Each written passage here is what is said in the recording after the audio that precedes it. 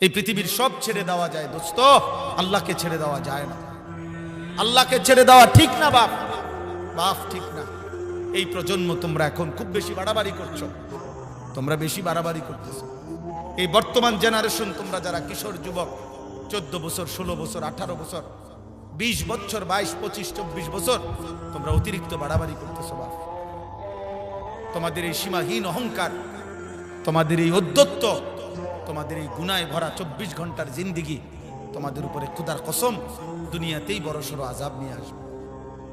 প্রিয় বাপ আমার, সন্তান আমার, আমি বললাম তোমরা এমন অগণিত ছেলে, তোমরা এখানে সারা বাংলাদেশের ছেলে না, মনে করো 10, 20, 50 কিলোমিটারের ছেলে, তাহলে 20-50 কিলোমিটারের ছেলে তোমরা, আমরা যদি এখন দাঁড় করাই তাহলে অধিকাংশই মিলবে বেনামাজ। সারাদিনে এক ওয়াক্ত নামাজ পড়ো না, 365 দিনে, খোদার এক বছরে কোনোদিন ফজরের নামাজ পড়লা না। আমার প্রিয় সন্তান, মুসলমান এত নিকৃষ্ট হয়?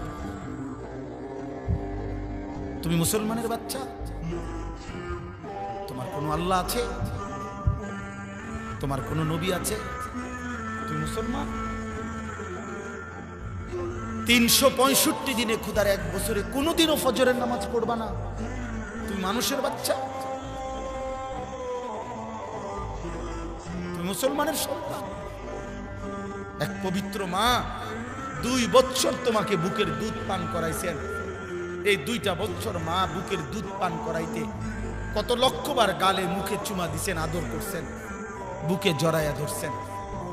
এই বাবা কতবার মাথায় হাত বুলাইছেন, কত হুজুরের কাছে, কত আলেমের কাছে, কত আত্মীয় স্বজনের কাছে তোমারে দাঁড় করাইছে, হুজুর মাথাটা মুছা দেন, আদর করে দেন, আমার বাচ্চারে যেন আল্লাহ মানুষ বানায়।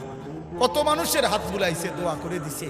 তোমার চাচি, তোমার মামি, তোমার ফুফি, তোমার খালা, তোমার দাদি, তোমার নানি, তোমার দাদা, তোমার নানা, তোমার গ্রামের হুজুর, তোমার মসজিদের ইমাম সাহেব, তোমার মসজিদের মুয়াজ্জিন, তোমার এলাকার কোনো আলেমে দ্বীন, এতগুলো মানুষের হাত বুলাই দিছে। মা তোমারে পবিত্র স্নেহে বুকের দুধ পান করাইছে। বাবা তোমার জন্য উপার্জন করতে গিয়ে মিনিটের পর মিনিট, ঘন্টার পর ঘন্টা, ভরা দুপুরে মাথার ঘাম পায়ে ফেলাইছে। এমন মালিক ভুললা কেন? এমন রব ছেড়ে দিলা কেন? বলো আব্বা, বলো। আজকে ওয়াদা করো, আজকের রাত থেকে নামাজ পড়বা, বলো ইনশাআল্লাহ।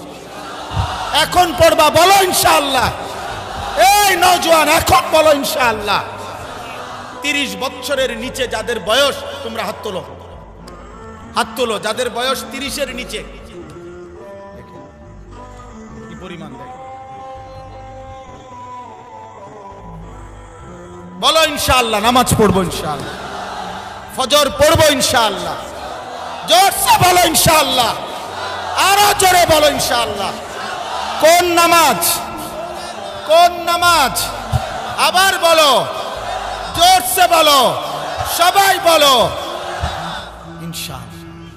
আমি ওয়াদা দিলাম, হাদিসের বক্তব্য এটা, মুসলমানের যে সন্তান ফজর পড়বে নিয়মিত, ইনশাআল্লাহ ওই সন্তান আগামী দিনে ইমাম মাহদীর সৈনিক হবে, দাজ্জালের বিরুদ্ধে লড়বে, পৃথিবীর শেষ ইহুদিটাকেও জিহাদ করবে তাদের বিরুদ্ধে, এবং ওই নওজোয়ানদের দ্বারাই সারা বিশ্বময় কালেমার পতাকা উড়বে।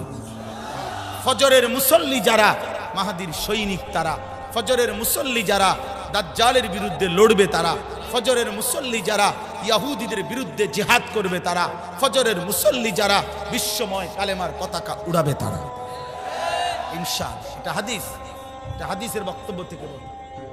মাহদী আসবে, ঈসা আলাইহিস সালাম আসমান থেকে নামবে, দাজ্জালের জুলুম চলবে, আর ঈসা নবী আর মাহদী ফজরের মুসল্লিদেরকে সাথে নিয়ে শেষ যুদ্ধ দাজ্জাল এবং ইহুদিদের বিরুদ্ধে চূড়ান্ত শেষ লড়াই শুরু হবে ফজরের নামাজের পরে। ফজরের মুসল্লিদেরকে সাথে নিয়ে, ফজরের মুজাহিদকে সাথে নিয়ে আসরের নামাজের ভিতরেই মসজিদে আকসা বিজয় হবে, দাজ্জাল নিহত হবে, শেষ ইহুদি কুত্তাটাও নিহত হবে, ঈমানের পতাকা উড়বে ইনশাআল্লাহ। এটা হাদিসের বক্তব্য। যেন তোমার মতো মনে রাখো, নারী, ছবি, উলঙ্গ দৃশ্য, জিনা, ব্যভিচার, মোবাইলের অস্থিরতা, বেঈমানের মতো চুল চেহারা, তোমার মতো অপদার্থ ছাড়াও ইসলাম টিকবে, তোমার মতো আঙ্গাল কাঙ্গাল ছাড়াও ইসলাম থাকবে। তুমি কামে লাগবে নারী।